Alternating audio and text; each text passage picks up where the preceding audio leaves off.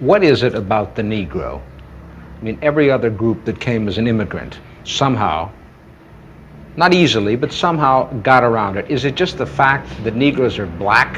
White America must see that no other ethnic group has been a slave on American soil. That is one thing that other immigrant groups haven't had to face.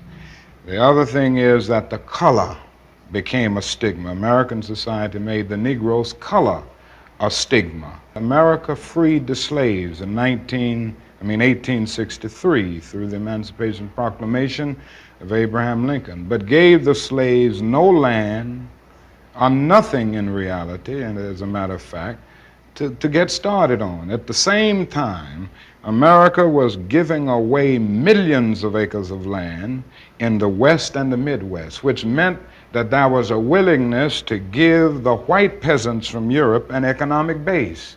And yet it refused to give its black peasants from Africa, who came here involuntarily in chains and had worked free for 244 years, any kind of economic base. And so emancipation for the Negro was really freedom to hunger. It was freedom to the winds and rains of heaven. It was freedom without food to eat or land to cultivate, and therefore it was freedom and famine at the same time.